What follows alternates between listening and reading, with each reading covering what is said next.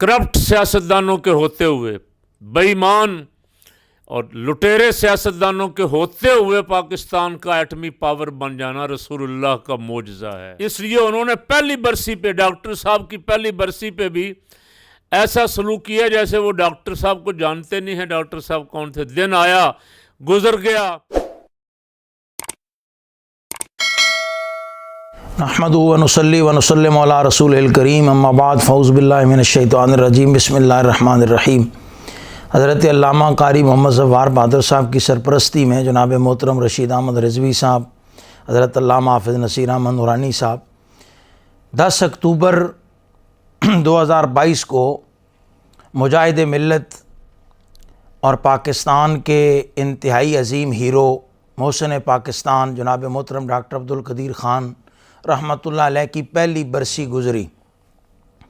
Doctor साहब किबला ने कराची से तालीम मुकम्मल की और फिर हॉलैंड में आपने अपनी बकाया तालीम मुकम्मल की। हॉलैंड से फ़िज़िक्स में डॉक्टर अब्दुल कदीर ख़ान ने PhD की डिग्री मुकम्मल की और उसके बाद फिर वहाँ एटॉमिक एनर्जी में कुछ अरसा डॉक्टर साहब ने काम किया और वहाँ 36,000 रुपया माहाना तनख्वाह डॉक्टर अब्दुल कदीर ख़ान को 1974 के करीब मिलती थी। 1974 में 36,000 रुपये का मतलब 2022 में 36 लाख के करीब करीब बनता है। डॉक्टर अब्दुल कदीर ख़ान ने अपनी उस नौकरी को ठोकर मारी और पाकिस्तान आकर पाकिस्तान के एटमी प्रोग्राम से जुल्फ़िकार अली भुट्टो को कह के मुंसलिक हो गए। इससे पहले पाकिस्तान की atomic energy commission science and technology का सरबराह गद्दार पाकिस्तान, दुश्मन पाकिस्तान, कादियानी डॉक्टर अब्दुल सलाम उसको बनाया गया था और उसको सिर्फ़ 1958-60 से लेकर 1972-73 तक पाकिस्तान की एटमी टेक्नोलॉजी और साइंस में पाकिस्तानी मुल्क को अपास करने के इनाम के तौर पर ही नोबेल प्राइज़ भी दिया गया।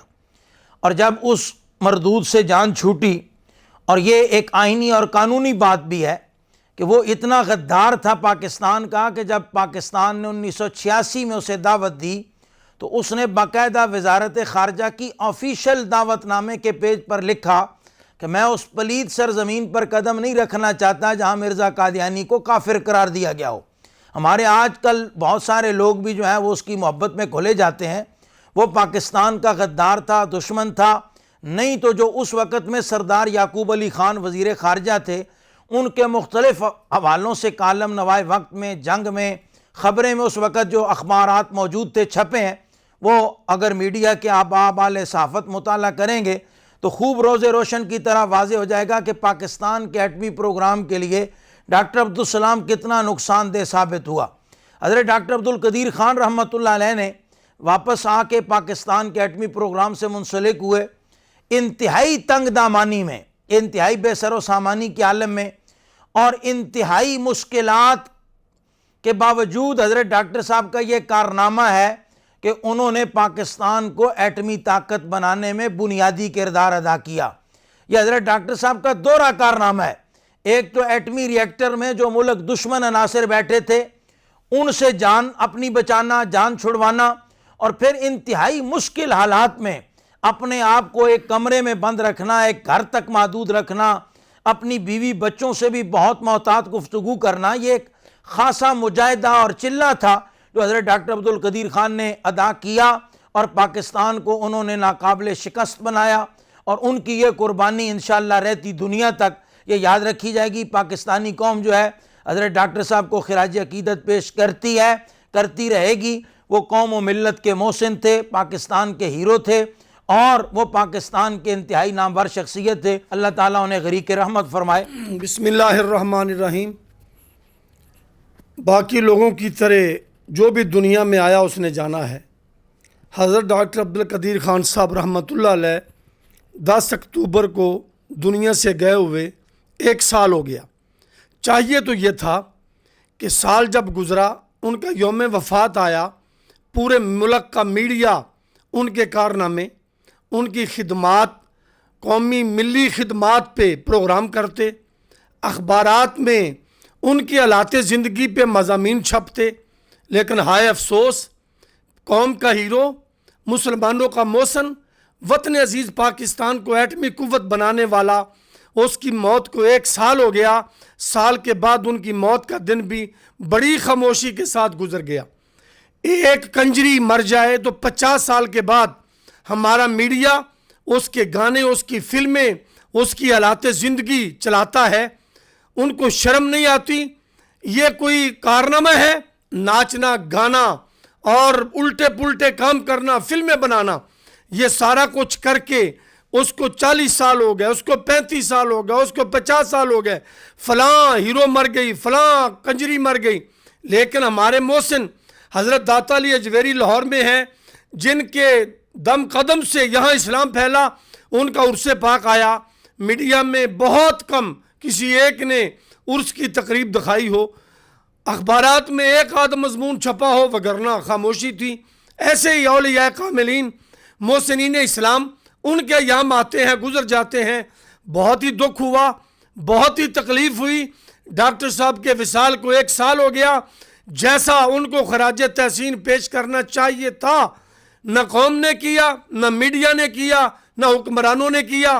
آج جو ایٹمی قوت بننے کے دعوے دار بنتے ہیں، بلکہ ٹھیکے دار بنتے ہیں، بھٹو سے لے کر میاں نواز شریف تک، کسی کی پارٹی کو بھی یہ شرم نہیں آئی کہ محسن پاکستان کی یاد میں کوئی ایک تقریب کر لیتے، اپنے محسن کو یاد کر کے یہ قوم کو بتاتے۔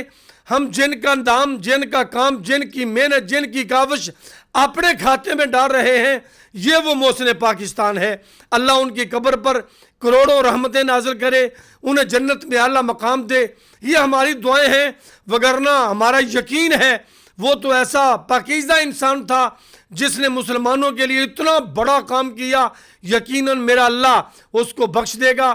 اللہ ہم سب کی بخشش فرمائے۔ بسم اللہ الرحمن الرحیم۔ دونوں بزرگوں نے جو باتیں ارشاد فرمائیں، اللہ تعالیٰ ان کو قبول فرمائے۔ ڈاکٹر عبدالقدیر خان رحمۃ اللہ علیہ، جیسا کہ کہا گیا، پاکستان کے عظیم محسن۔ پاکستان جس دن سے بنا ہے دشمن کی نظروں میں کھٹکتا ہے، خاص کر کے ہمارا ازلی ابدی دشمن ہندو انڈیا میں۔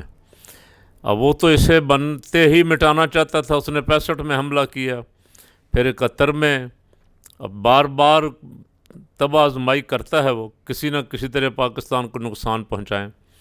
لیکن الحمدللہ جب سے پاکستان ایٹمی قوت بنا ہے، اس وقت سے انڈیا 1000 دفعہ سوچتا ہے کہ ادھر رخ کرنا ہے یا نہیں کرنا۔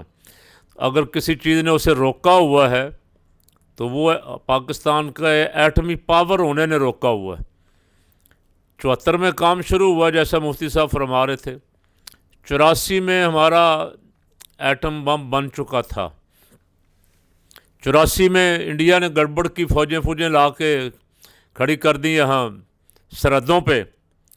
اس وقت جنرل ضیاء الحق مرحوم تھے، پاکستانی کرکٹ ٹیم ادھر گئی تھی، میچ دیکھنے کے بہانے چلے گئے، اور میچ میں ساتھ بیٹھے ہوئے اپنے مد مقابل سے کہا، بھارتی سربراہ سے، کہ ہم نے جو یہ بنایا ہے کھلونا، یہ کھیلنے کے لیے نہیں بنایا، یہ پٹاخہ جو ہے یہ چلانے کے لیے بنایا۔ اگر انڈیا نے جرأت کی ادھر رخ کرنے کی تو ہم سے بھی یہ امید نہ رکھے کہ ہم خاموشی سے بیٹھے رہیں گے۔ وہ دن گیا، اور آج کا دن یہ پاکستانی سیاستدان اور پاکستانی بڑے سوچتے رہے، کریں نہ کریں اس پہ ایٹمی دھماکہ کا، اس پہ غور و فکر ہوتا رہا 84 سے لے کے 98 تک۔ لیکن بالآخر جب انڈیا نے دھماکے کیے تو پاکستان کو مجبوری بن گئی تھی کہ پاکستان دھماکے کرے۔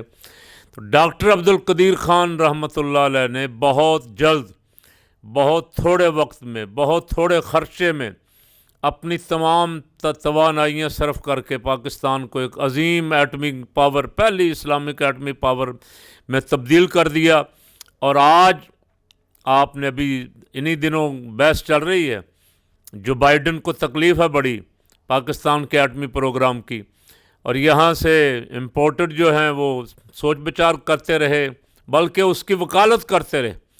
ہمارے وزیر خارجہ صاحب تو اس کی وکالت کرتے رہے کہ ایسے لگ رہا تھا جیسے अमरीकी सदर का कोई पर्सनल सेक्रेटरी बोल रहा है कि नहीं उन्होंने ये कहा, उन्होंने वो कहा। अच्छा हुआ, चलो उन्होंने तरदीद कर दी है अपने बयान की और उसकी वजाहत कर दी है, वगरना उनको खटकता है। वो कभी पाकिस्तान को फैटफ में डालते हैं, कभी पाबंदियां लगाते हैं, कभी IMF को रोकते हैं। सिर्फ एटमी पावर होना पाकिस्तान का उनको खटकता है। हज़रत कायद मिल्लत इस्लामी मौलाना शाह नूरानी सिद्दीकी रहमतुल्लाह अलैह, अल्लाह उनकी कब्र पे करोड़ों रहमतें नाज़िल फरमाए, फरमाया करते थे कि करप्ट सियासतदानों के होते हुए, बेईमान और लुटेरे सियासतदानों के होते हुए पाकिस्तान का एटमी पावर बन जाना रसूलुल्लाह का मोजज़ा है। हमारे एटमी साइंसदान जो हैं वो डटे रहे, दियानतदारी से अपना काम करते रहे। मौलाना फरमाया करते थे हमारे एटमी साइंसदान जो हैं इस करप्शन ज़दा मुल्क में इतना बड़ा कारनामा सर अंजाम देगा, ये हजूर रहमत आलम सल्लल्लाहु अलैहि वसल्लम का मोजज़ा है और अल्लाह इसकी हिफाजत फरमाएगा इंशाअल्लाहुल अज़ीज़। आज हम जब डॉक्टर साहब को जमीयत उलमाए पाकिस्तान के प्लेटफार्म से याद कर रहे हैं, बातें बहुत सारी कहने वाली हैं, वक्त की वजह से मुफ्ती साहब ने भी, हाफिज़ साहब ने भी बहुत इख्तिसार के साथ, और मैं भी इस पे ख़त्म कर रहा हूँ कि डॉक्टर साहब आपने इस कौम को जो तोहफ़ा दिया, ये सच है कि इस वक्त जो बैठे हुए हैं इम्पोर्टेड, उनको अल्लाह की रज़ामंदगी, अल्लाह की खुशनुदी, रसूलुल्लाह की खुशनुदी नहीं चाहिए, उन्हें इस वक्त जो बाइडन की खुशनुदी चाहिए। इसलिए उन्होंने पहली बरसी पे, डॉक्टर साहब की पहली बरसी पे भी ऐसा सलूक किया जैसे वो डॉक्टर साहब को जानते नहीं हैं। डॉक्टर साहब कौन थे? दिन आया गुजर गया, ना कोई तोपों की सलामी, ना कोई उनके कब्र पे फूलों की चादर, ना कोई तकरीब, ना टीवी चैनलों ने, जिस तरह हाफिज़ साहब ने कहा, टीवी चैनलों ने अपनी रिवायती बेगैरती और बेज़मीरी का मुजाहरा किया। मरियम को छींक आ जाए, बिलावल की नक्सीर छूट जाए, सारा मीडिया लगा है। लेकिन डॉक्टर अब्दुल कदीर ख़ान, जिसका हमारी नस्लें भी एहसान नहीं उतार सकेंगी, उसकी बरसी का ऐसे खामोशी के साथ गुजर जाना मीडिया के लिए भी, सियासी जमातों के लिए भी और ख़ास करके हुक्मरानों के लिए बाइस शर्मिंदगी होना चाहिए।